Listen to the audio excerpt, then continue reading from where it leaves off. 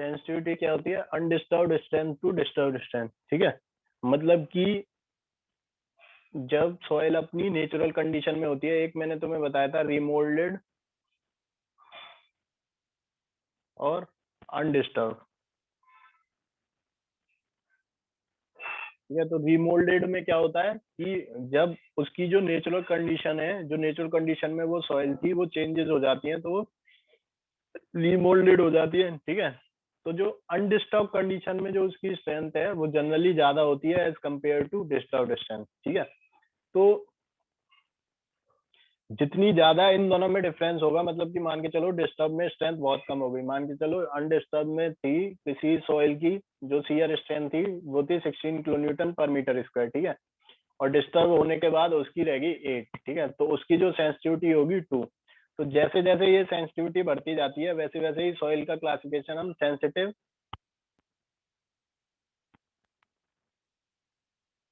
और इनसेंसिटिव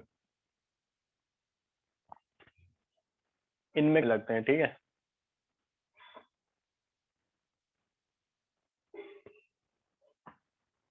ये कब से, ये कब से इतने इम्पोर्टेंट नहीं है, ना कभी पूछे गए हैं ये, ना एग्जाम में ना कहीं।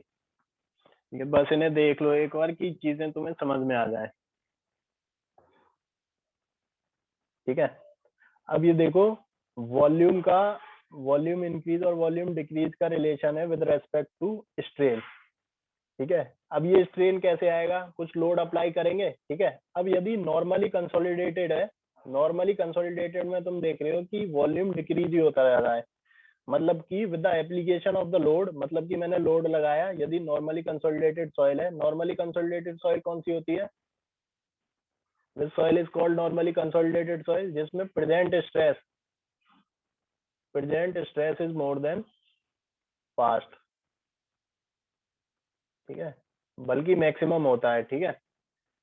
तो जब प्रेजेंट, जैसे जैसे हमने स्ट्रेस बढ़ाया, ठीक है, क्या बढ़ेगा? अपना स्ट्रेन बढ़ेगा, स्ट्रेन बढ़ेगा। तो in case of normally consolidated soil, जो उसमें वॉल्यूम है वो डिक्रीज ही होता रहता है। मतलब कि यदि नॉर्मली कंसोलिडेटेड के लिए पढ़े तो उसका जो, जैसे जनरली हम सोचते हैं कि स्ट्रेस बढ़ेगा तो वॉल्यूम डिक्रीज होगा, ठीक है, वही है। लेकिन in case of over consolidated, over consolidated में क्या होता है? Past is greater than present, मतलब कि पास्ट में जो स्ट्रेस लगा है वो प्रेजेंट से बड़ा हो, इसीलिए इसकी ओसीआर की वैल्यू ग्रेटर देन 1 आती है, ठीक है। तो ओवर कंसोलिडेटेड में क्या होगा? इनिशियली तो डिक्रीज होगा, लेकिन with the application of the load और the with increase in the strain, मतलब कि लोड बढ़ाएंगे तो स्ट्रेन बढ़ेगा। तो स्ट्रेन के बढ़ने से भी इसमें क्या हो रहा है? वॉल्यूम इंक्रीज कर रहा है,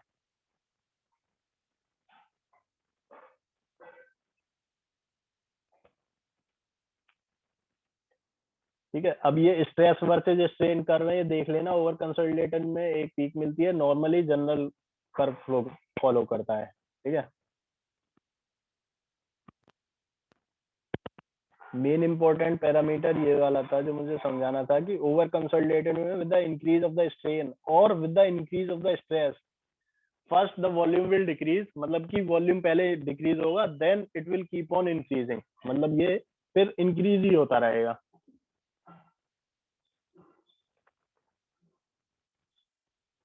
इसके बाद नेक्स्ट आता है यूसीएस। यूसीएस होता है अनकन्फाइंड कंप्रेशन टेस्ट। यूसीएस और ट्राई में केवल एक डिफरेंस है,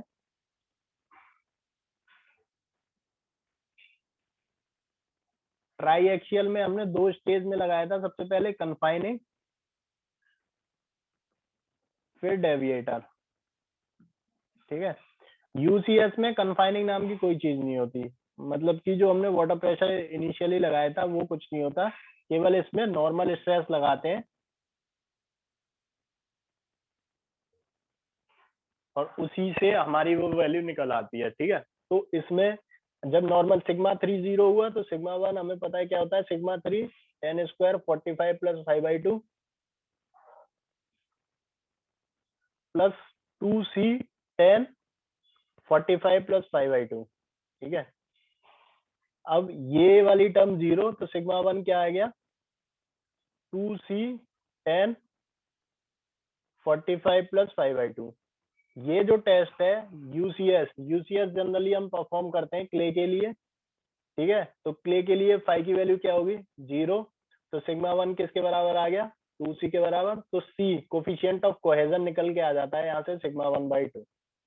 ठीक है, c आ गया, फाई क्या होगा 0, तो बस c, यही चीज चाहिए होती है हर टेस्ट में, हमें c और फाई की वैल्यू चाहिए। ये लास्ट है vane shear test. Vane shear test में क्या होता है, वेन सियर टेस्ट अभी तक जितने भी टेस्ट पढ़े हैं उनमें इकलौता फील्ड टेस्ट है।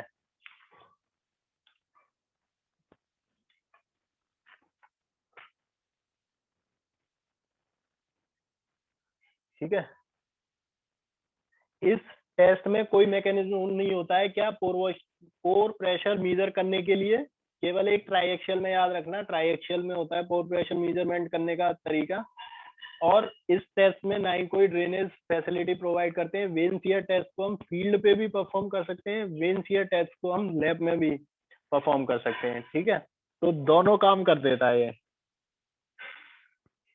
बस लैब और फील्ड में जब इसको वेन सियर को परफॉर्म करते हैं तो देखो इसकी डायमेंशन होती है, ये वेन है, इनको बोलते हैं इसकी वेन्स। ठीक है, ऐसे होती है, एक ये है और एक ये है। ठीक है, ये वेन्स है इसकी, इसको डक करते हैं, और जब इसको डक करते हैं तो इसमें हमें टाउ टी निकालना होता है। ये क्या होता है, टॉर्जनल मूवमेंट।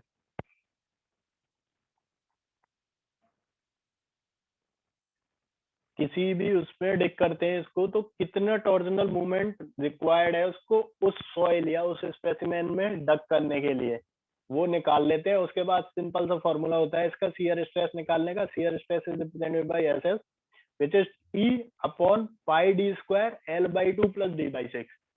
ठीक है, T upon pi D square L/2 plus D/6। ये जो होता है ये होता है टू वे शियरिंग।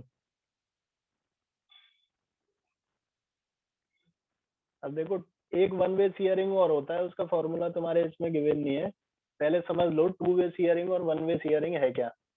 देखो ये फील्ड में गए, तुम फील्ड में लेके गए वन वे, वो आप तुम लेके गए वेन अपार्टस को। ठीक है, वेन शियर अपार्टस को। अब तुमने क्या किया, ये इसको डक किया। ठीक है,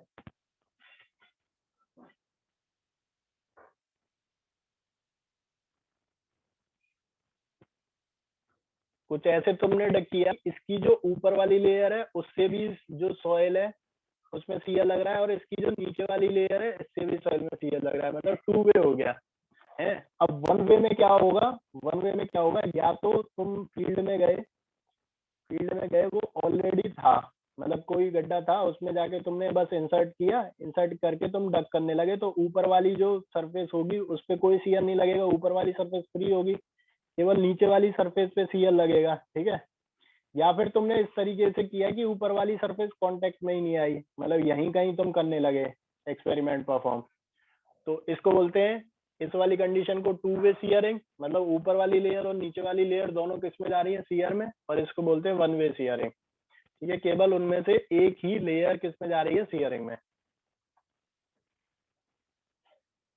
ठीक है, देखो ये सेंसिटिविटी की डेफिनेशन दोबारा आ गई, इसकी डायमेंशन ये लिख रही है, जनरली जो हाइट है, हाइट को रिप्रेजेंट करते हैं एल से, वो 2 टाइम्स होती है इसकी डाया से। ठीक है,